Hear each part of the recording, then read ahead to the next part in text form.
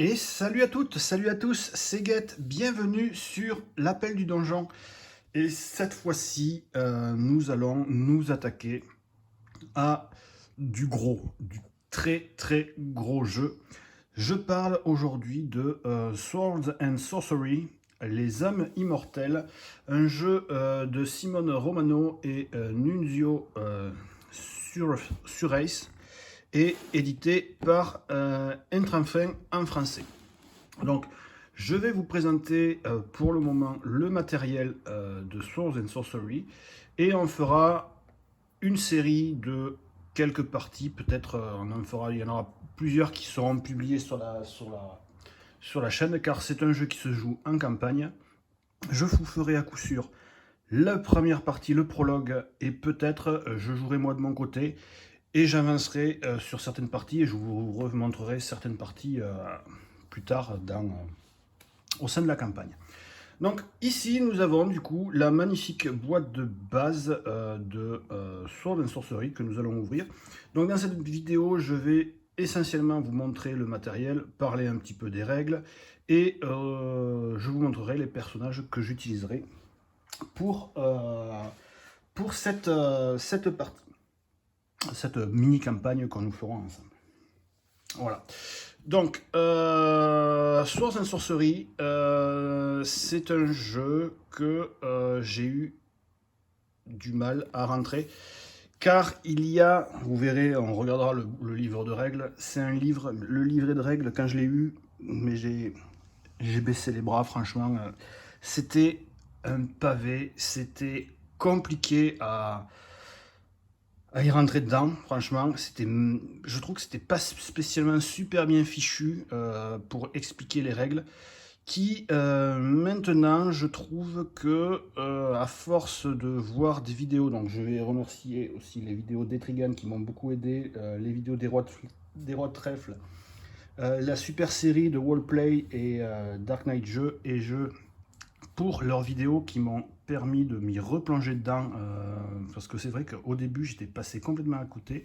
C'était un jeu qui m'avait été offert par de très bons potes et c'est vrai qu'au vu de la complicité, expliquer des règles à des amis pour être pas sûr que ça marche, c'était voilà, c'était un peu dommage. Et là maintenant grâce à tous ces youtubeurs qui ont permis de dégrossir en fait les règles et maintenant qu'on comprend, au final maintenant que je sais comment le jeu se joue, je m'aperçois que le livre de règles est plutôt bien foutu, mais il faut connaître le jeu, je pense. Pour quelqu'un qui découvre le jeu et qui ne connaît pas le jeu, le livre de règles, c'est une purge.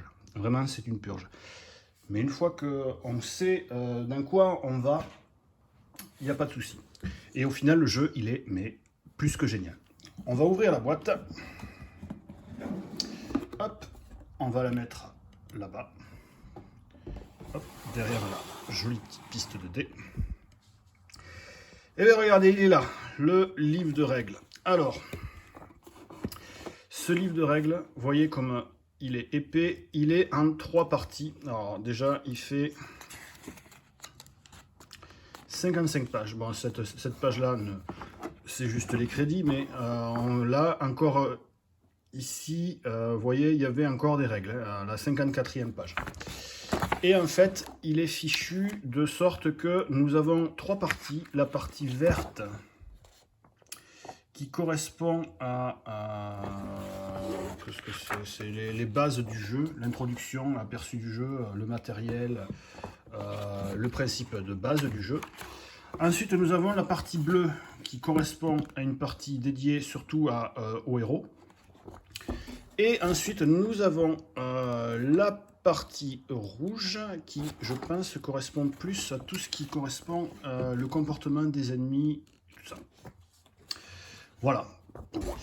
Mais là, maintenant que je connais le jeu, si j'ai des questions à me poser, je vais dans le livret de règles, je sais à quel endroit je peux trouver ma réponse et je la trouve relativement facilement.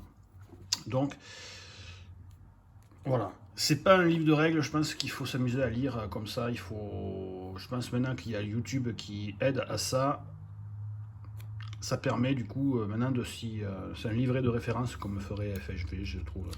Mais bon, voilà. Il ne faut pas se décourager, ça paraît difficile comme ça. Il est un peu difficile, c'est vrai, c'est pas non plus un dungeon crawler classique comme je vous ai vu montrer, un mini rogue par exemple, ou un non-deck dungeon ou un Iron Helm, pour parler que d'eux. C'est quand même beaucoup plus complexe. Mais c'est pas non plus insurmontable. Hein. Sur BGG, je crois que la difficulté, ils l'ont mis à 4 sur 5, ce qui est quand même chaud. Franchement, une fois qu'on est dedans, ça va, c'est pas non plus. Et puis, on va jouer pour le fun. Si on oublie quelques règles, ce que je pense qui va arriver quand je ferai des vidéos, si on s'amuse, le principal c'est de s'amuser. Hein. Donc, nous avons le gros livret de règles. Je vais le mettre de côté. Nous avons le livret de compte qui est un peu plus petit. Voilà. Alors là, nous avons le début de l'acte 1. Le jeu se joue en 2 actes. Il y existe donc la boîte de base qui correspond au début de l'acte 1 avec, il me semble, 7 quêtes. 7... Voilà, c'est ça, 7 quêtes. Vous voyez là. Donc 7 quêtes pour la boîte de base qui sont quand même relativement rejouables. Et il y a une seconde boîte d'extension qui a été sortie en français qui se nomme, je pense, Portail des Abysses ou un truc du style, qui rajoute des quêtes encore de l'acte 1. Et là, l'acte 1 est terminé. En français, elle est entièrement sortie. J'ai vu que la Intrafin allait sortir bientôt prochainement le début de l'acte 2. Ça sera une grosse boîte, je pense, à peu près comme celle-là, où on aura le début de l'acte 2. Voilà. Donc ça, c'est le livre de compte. Et ensuite, nous avons le livre de secrets. C'est la particularité de ce dungeon crawler qui permet, en fait, il va nous arriver des trucs dans les scénarios et on va devoir s'y référer. Donc, très, très, très sympa. Ensuite, nous avons une pétée de tuiles qui sont, je trouve, magnifico. Voilà. Donc, plein de tuiles. Recto verso, bien entendu, sinon c'est pas drôle, qui nous permettent de créer notre donjon. Et donc explorer tout ça. Nous avons la feuille de référence qui est franchement, maintenant qu'on connaît le jeu, très utile pour ne pas oublier ces petits oublis. Voilà. Ensuite, nous avons là les figurines et les cartes. Du coup, en figurine, nous avons les héros que je trouve vraiment très très stylés. Franchement. Dans la boîte de base, il y a 5 héros et il existe quelques héros je crois qu'il y en a déjà 4 qui sont sortis traduits, plus les 4 autres qui sortiront, je pense, avec l'acte 2. Voilà, donc là, nos 5 héros, nous avons, c'est assez classique, hein, ce sont elfes, nains, guerriers, chevaliers, voleuses et elfes archers. Voilà, il faut toujours qu'il y ait un elfe archer. Voilà. Donc ces héros-là ont la particularité de se jouer de façon, parce que oui, Sword and Sorcery, les amis mortels, nous jouons des héros immortels, mais qui ont une part bonne ou une part mauvaise. D'accord? Donc en fait, nous allons pouvoir choisir quelle partie de notre personnage nous voulons jouer, sauf cet elfe-là qui ne sait pas quoi choisir, là, il est neutre ou neutre. C'est toujours un elfe. Voilà. Et du coup, c'est très sympa parce que ça permet, un même personnage peut se jouer de 2 façons différentes. Et ça, j'aime beaucoup. J'utiliserai d'ailleurs pour cette partie la variante que Wallplay avait proposée, c'est-à-dire de mélanger, parce que normalement on ne peut pas mélanger le mal et le bien dans une même campagne, mais je le mélangerai aussi, je trouve que c'est plus sympa en termes de jeu. Voilà. Ensuite, nous avons toutes les créatures de la boîte de base. Du coup, nous avons, voilà, les figurines sont vraiment top, je trouve. Des créatures de type vert qui sont relativement, normalement, censées être les plus faibles. Nous avons les bleus qui sont un peu plus fortes que les vertes. Et ensuite les rouges qui sont limite considérées comme des sous-boss. Et nous avons les figurines violettes. Bon, c'est un peu tordu, mais bon, c'est pas non plus bien grave. Les figurines violettes qui, eux, sont par contre les boss. Voilà. Donc les petits cadrans que je vous ai montrés, du coup, c'est en fait pour savoir au niveau 1, par exemple, au niveau de rang 1, ben, quand il est en mode ténébreux, parce que là c'est la chevalier version ténébreux, au niveau 1, eh bien, il a 6 points de vie, il peut faire une attaque, il a la possibilité de faire une action particulière, et il commence le jeu avec un pouvoir. Et quand on va le faire monter de niveau, voilà, au niveau 2, au lieu d'avoir 6 points de vie, il va en avoir 8, il va pouvoir avoir un second pouvoir, et ainsi de suite, tac et tac. Et quand on joue à l'acte 1, on s'arrête forcément au niveau 4. Et à partir de l'acte 2, on pourra monter un peu plus de niveau. Ici, nous avons les cartes, ce qu'ils appellent les parchemins d'ennemis. Donc c'est avec ça que nous allons voir comment se comporte un ennemi. Par exemple, lui, il va cibler le personnage qui a le plus d'or dans le jeu. Et ensuite, on regarde s'il a 0 case, il attaque avec ses griffes. Donc on regarde les griffes, qu'est-ce qu'il fait. S'il est entre 1 et 2, il va se déplacer pour l'engager et ensuite il va attaquer avec les griffes. S'il est à 3 ou 4, il va lui lancer des pierres dans la gueule et il va se déplacer de 2 zones. Et là, si jamais il est à plus de tout ça, ben, il fait ça. Et, voilà. Et ensuite, nous avons toutes les capacités qu'il fait. Donc quand il tape, il fait ça. Quand il tape, il fait ça. Et quand il peut faire son pouvoir, on fait ça. Voilà. Et donc là, on a les 3 niveaux du même monstre qui, vous voyez, ça change leur caractère et en plus, ça leur donne des pouvoirs certainement. En plus, par exemple, là, ils ont des épines. Vraiment, le concept des monstres, c'est vraiment top, top, top. Après, ce qu'on pouvait leur reprocher, c'est qu'il n'y en avait pas beaucoup de types de monstres. Par exemple, là, on avait les pillards, on avait des chamans orques, on avait des orques, on avait des hordes de gremlins et les gremlins. Voilà. Donc il n'y a pas non plus énormément de monstres, mais croyez-moi, ça suffit car il y a un effet qui est rajouté qui est vraiment tip top. Ensuite, nous avons ici les grands parchemins des boss. D'accord. Donc là, on peut voir que pareil, que là, ils sont recto verso aussi. Donc j'imagine, parce que je ne suis pas encore arrivé jusqu'à des boss, mais j'imagine qu'ils ont différentes phases avec toutes les infos qu'il y a de marquées dessus. Donc comme vous pouvez voir, quand même, il y a des choses à penser. Hein. C'est pas mal, quoi. Et là ensuite nous avons les cartes de personnages. Donc nous avons la voleuse qui peut se transformer en fonction de son alignement, la magicienne, voilà, le nain, voilà, l'archer-elfe, voilà, et le chevalier. Voilà. Donc moi je les ai pas spécialement, je les ai pas peints parce que je suis pas bon en peinture, mais peut-être j'essaierai de voir pour m'entraîner à les peindre parce que c'est quand même un joli jeu. Donc voilà, et dans les héros ici nous jouerons 3 héros. Ce sera pas elle, ce sera pas elle. Lui on le jouera, je sais pas dans quel sens mais on le jouera. Pas lui bien sûr, et pas lui. Donc, je jouerai 3 héros, mais je ne jouerai qu'un d'ici. Mystère, mystère. Bon, je ne peux pas vous spoiler, mais bien entendu, on jouera 3 héros qui ne sont pas dans la boîte de base. Ensuite, nous avons une tétrapétée de petites cartes. Donc, c'est des équipements. Les cartes planques qu'on voit là, ce sont les cartes qu'on pourra utiliser au début de la partie. Et entre 2 scénarios, si on peut aller à ce qu'ils appellent l'Imperium, je sais pas quoi, on pourra la forger pour la transformer sur une face plus puissante, seulement pour un scénario. D'accord. Donc on a toutes les cartes de la planque. Voilà, c'est ça. L'enclume, donc à la fin jusqu'à la fin de la quête, retourner une carte âme forgée, donc ça coûte 50 pièces d'or pour transformer une arme. Ensuite, ça, ce sont des cartes qu'on pourra certainement acheter. Voilà. Il y en a plein. Voilà. Des armures qu'on pourra acheter. Ça, c'est des objets qu'on peut avoir dans un shop itinérant ou pareil à l'Imperium pour un certain nombre de pièces. Et c'est recto verso, donc chaque fois, ça fait pas tout à fait la même chose. Là, on a les talents neutres que tous les héros peuvent prendre. Là, on a les cartes des ennemis, d'accord. Donc voilà, c'est tous les ennemis qu'on peut rencontrer dans le jeu. Ce qui est bien, c'est que le même ennemi, je vais vous montrer avec les gremlins, par exemple. Hop. Voilà.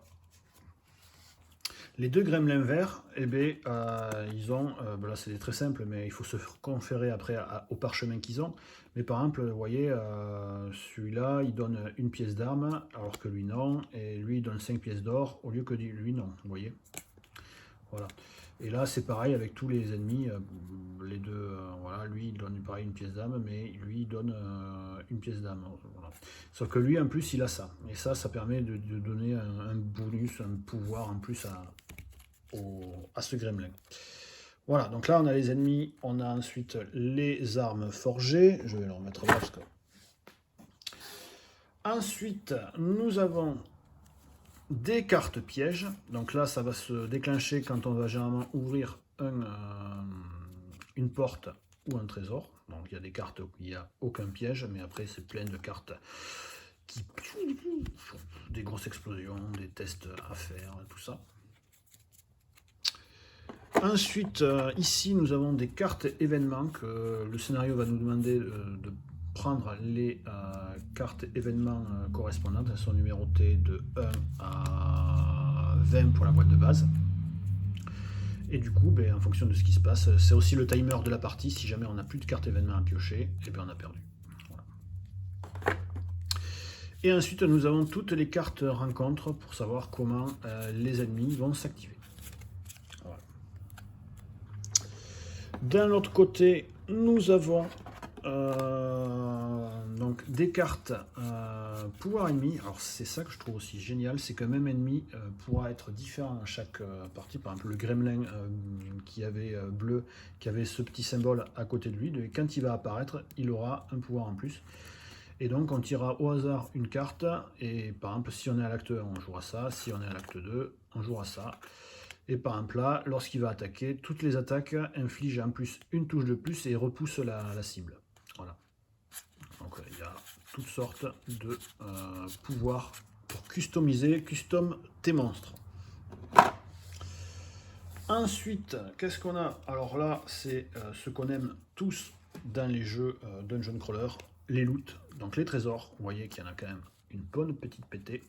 Et on n'en pioche pas tant que ça. Franchement, on n'en pioche pas tant que ça. Et on peut trouver des armes, on peut trouver des consommables, des pièces d'or, des potions, toutes sortes de machins qu'on va pouvoir utiliser pour nos gentils petits héros. Gentils petits héros, mais pas l'elfe. Non. Je devrais le jouer. Ça, c'est le compagnon du loup de notre ami l'elfe, justement. Donc là, on a les deux versions de l'elfe, rôdeur ou archer. D'accord. Et là, ensuite, ce sont toutes ces compétences qu'il pourra utiliser. Voilà. Donc ça, c'est à quel niveau il est. Voilà, la prochaine attaque inflige critique. Oh, il est bien en plus. Voilà, et ensuite, ben, ça fait, en fonction de là, c'est quand il est niveau 1, quand il est niveau 2, et ainsi de suite. Voilà, toutes ces compétences qu'il va pouvoir customiser notre petit elfe. Là, nous avons le clair version démoniaque ou version bon, que l'elfe lui par contre est neutre, et bien entendu du coup les compétences que ça c'est quand il est n'importe quel les deux alignements pourraient l'utiliser, mais vous voyez ensuite là c'est que le nain bon qui pourra utiliser cette compétence, et là par exemple c'est que le nain chaotique qui pourra l'utiliser. Donc ça fait pas mal de choix, et en plus ils ont un pouvoir qui leur est propre à chaque fois. Donc là on a ensuite, voilà, là c'est toutes les cartes compétences de tous nos héros. Voilà essentiellement tout ce qu'il y a dans le jeu. Ah si, il y a aussi une tétrapétée de jetons et de dés que j'ai mis dans une petite boîte comme ceci. Alors là, nous avons les pièces d'or, les blessures. Là, les jetons de fouille pour savoir qu'est-ce qu'on va avoir. Donc on lance un dé. Si on fait un éclair, on a un gros loot. Si on fait une petite étoile, eh bien, on a un petit sac de pioche. Tout ça, ce sont les jetons de critique. Ça, j'adore ce système. Quand on va faire un critique, nous ou notre monstre, on va piocher un truc au pif comme ça. Et on va le retourner, on va voir ce qui nous arrive. Après, toutes sortes pour les modificateurs, les pièces d'âme. Là, il y a du feu, donc le feu, je le mets là. Voilà, les portes, les petits standees pour les portes. Voilà. Les fameux dés. Voilà, les rouges, ce sont généralement des dés pour l'attaque, et les bleus, c'est généralement pour de la défense. Mais on peut s'en servir aussi en en attaque, mais il y a moins de touches, par exemple. Voilà. Donc, tout ça, c'est ce qu'il y a dans Swords and Sorcery, les âmes immortelles, dans la grande boîte de base qui offre beaucoup de fun, malgré des règles compliquées. Je resterai sur ça, sur ce point. Les règles sont compliquées. N'hésitez pas de regarder des vidéos si jamais vous êtes intéressé par le jeu pour qu'on vous aide à dégrossir un petit peu ces règles-là. Et ça vous aidera à savoir si oui ou non ce jeu est fait pour vous ou pas. On va pas s'arrêter là. Car, en effet, je vous ai dit que j'allais jouer d'autres personnages et du coup, voici les deux personnages que je vais jouer en plus pour la campagne. Donc, il y aura le nain, il y aura Cimmeria qui est druide ou chaman et Victoria qui est une capitaine ou pirate. Je ne les ai pas encore ouverts, donc ça sera la surprise avec vous. Donc là, on a la planche de voilà, et elle peut jouer, elle peut être soit en forme d'ours, soit avoir un compagnon d'ours. Là, c'est quand elle est en forme d'ours, d'après ce que je vois. On verra comment ça se passe. Ici, nous avons les petites règles du personnage. Très bien. Et voilà, donc on voit que quand elle est druide, elle est bonne, et quand elle est chamane, elle est chaotique. Okay. Ensuite, nous avons ici donc son petit marqueur pour savoir comment elle monte de niveau ou pas. Parfait. Et derrière, nous avons du coup... ok. C'est parfait. Parfait. Ensuite, nous avons les figurines. Là, on a une figurine supplémentaire pour elle, car elle peut, quand il meurt, il se transforme en fantôme et ils peuvent rester sur le plateau. Et on a quelques cartes et les petits machins pour rentrer le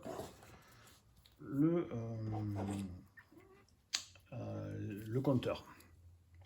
Alors, je vais ouvrir ça. Hop.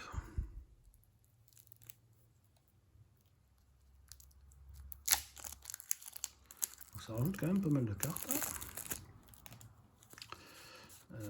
Ouais, pas mal de cartes. Du coup, tout cela, ce seront ses compétences à elle, du coup, et à l'ours. D'accord. Nous avons deux nouveaux trésors, mais ce sont des trésors pour l'acte 2, donc on ne pourra pas les jouer apparemment.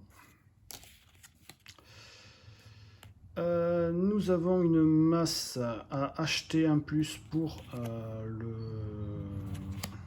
shop, donc ça fait une arme en plus, parfait. Et nous avons les deux variantes de l'héroïne en mode chaotique ou en mode bien.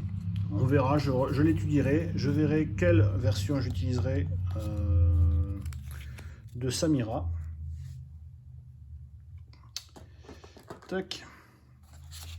J'ouvrirai ça plus en détail. Hop. Et hop. Très jolie petite boîte d'extension.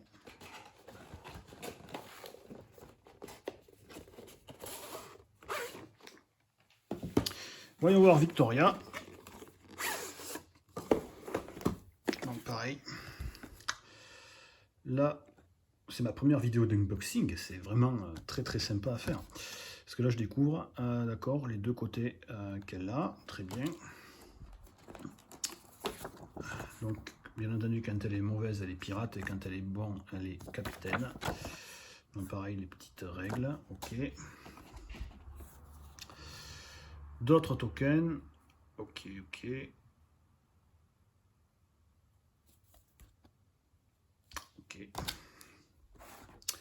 Elle, par contre, elle a que deux figurines, donc sa version fantôme et la version du jeu. Et encore un petit paquet de cartes. que je suis un peu curieux de voir aussi qu'est-ce qu'elle a comme style de carte dans son paquet. Oula, pardon.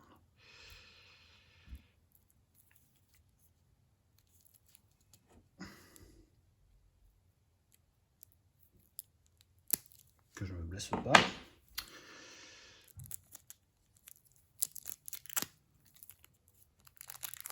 Alors, qu'est-ce que nous avons là? Donc, sa version capitaine, sa version pilleuse. Nous avons encore un trésor de l'acte 2. Ah, nous avons là, par contre, 2 trésors de l'acte 1. Donc, c'est bien, on va pouvoir les mélanger. D'accord, alors ça, par contre, on ne pourra pas l'avoir comme ça. Ok. Et ensuite, nous avons toutes ces nombreuses compétences. Voilà. Et bien c'est très sympa tout ça. Donc il y aura dans notre partie le nain, que je pense qu'il sera un peu plus tank, Victoria et Simiria qui vont me perdre. Alors j'avais le choix entre prendre un paladin dragon en plus ou un nécromancien. C'est con parce que nécromancien j'aime beaucoup. Mais ce qui m'embêtait, c'était que le nécromancien avait la même gueule que un des ennemis de l'extension qui va sortir pour prolonger l'acte 2. Et, tada, la voici. Le nécromancien ressemble à ce mec-là. Et c'est embêtant car, voilà, donc là, j'ai l'extension de l'acte 2. Et c'est pour ça que je pense que je ferai d'abord une partie pour vidéo de l'acte 1, de la première acte, c'est toujours l'acte 1, pardon, de l'acte 1 de la boîte de base, et je ferai une partie de l'acte 1 de cette boîte-là, en plus sur la chaîne. Donc, voyons voir ce qu'il y a là-dedans. On va mettre la boîte comme ça, avec le méga balrog qui attaque. Nous avons notre livre des secrets, tout aussi imposant que l'ancien. Okay. Le livre de compte qui par contre lui est un peu plus fin. J'adore ce personnage, je pense que lui par contre je le prendrai lorsqu'il sortira, parce que ça apparemment c'est un barde. Et... Ok, acte 1, 4, je sais pas combien de quêtes du coup. Là on arrive du coup, on commence à la quête 8, la quête 9, quête 10, quête 11. Et c'est tout. Donc il y en a 4 quêtes. Mais elles ont l'air quand même relativement costauds. Le boss de cette extension qui a l'air tout droit être un Balrog de Morgoth. Okay. Une autre feuille de référence. Okay. Des nouvelles plateaux de tuiles. Ok. Très classe, j'adore vraiment le style. Certes, c'est du médiéval fantastique classico-classique, mais moi, j'adore. J'adore. Ah, il y a 2 nouveaux pions ombre, donc ça, c'est les pions qui permettent de dévoiler les monstres quand ils arrivent. D'accord. Ok. On voit les petits pions, ceux-là je les connaissais pas, on verra ce que ça fait. Ok. Très bien. Oula, il y a plein de nouveaux monstres. Wouhou! Donc c'est ça là que j'avais pas trop aimé, que le nécromancien soit à peu près le même style de mec que ça, et il invoque les mêmes bonhommes que les monstres qu'on va affronter. Bon après c'est logique, c'est des morts vivants, mais ça m'avait un peu embêté. Donc c'est pour ça que je l'ai pas pris. Alors que je suis très fan de nécromancien. Putain le Balrog il est méga stylé. Wow. Ça pourrait faire un très bon démon de corne en plus, un proxy vraiment très classe. Nous avons les cartes comportement des ennemis. Donc les frites, on va les ouvrir.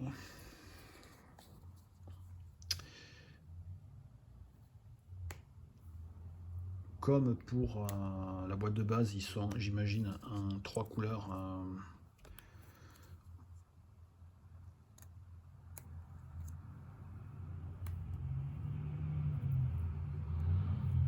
Ouais, je viens de recevoir à l'instant le jeu. Et plutôt que de l'ouvrir de mon côté, c'était pas plus mal de le faire découvrir en même temps. Donc nous avons les Ifrites, nous avons les maraudeurs nocturnes qui sont aussi des méchants démons, et ensuite nous avons les cultistes. Voilà. Donc ça fait des nouveaux types de monstres en plus. Et ensuite nous avons 2 nouvelles cartes qu'on va voir qu'est-ce que ça fait, qu'est-ce qu'il y a là-dessus.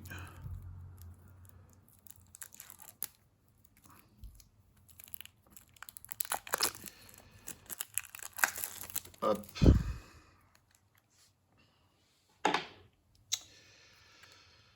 Alors voilà, des nouvelles cartes pour le marché. Les fameuses cartes des ennemis, les Ifrites. Toujours en 2 versions différentes, donc lui il aura un pouvoir en plus par exemple, et en plus il nous donnera des bons loots. Les versions bleues, rouges, voilà, tout ça, les monstres, voilà. Nous avons 2 nouveaux pouvoirs ennemis, bah, c'est cool, ça fait encore un peu plus de variété. Des objets de quête, des nouveaux pièges, nickel. Ensuite, nous avons 2 nouveaux trésors. Voilà, il y en a quelques-uns en plus. On prend un artefact, des artefacts, des pièces, des consommables, des gemmes, des capes et des objets, des armes. Et nous avons donc les événements qui passent de 21 à 25. Pas de nouvelles compétences pour nos héros apparemment, je pensais qu'il y en aurait un peu, mais c'est pas grave. Et bien voilà, on a fait le tour de Sword and Sorcery. Je vais quand même soulever la boîte histoire de voir s'il n'y a rien dessous. Il y a des surprises, non. Il n'y a rien du tout dessous. Mais voilà, donc je m'occuperai de faire pour la prochaine vidéo la mise en place de la première partie de la boîte de base, donc de prologue. Nous construirons ensemble, nous choisirons ensemble les capacités des héros et on commencera cette aventure de Sword and Sorcery ensemble. Très curieux de voir comment ça va se passer. J'espère en tout cas que la vidéo vous a plu. Si c'est le cas, n'hésitez pas de vous abonner, de commenter. C'est toujours un plaisir de vous lire. Moi, je vous dis à très très vite, à très très bientôt. Ciao, ciao. C'était Get. Salut.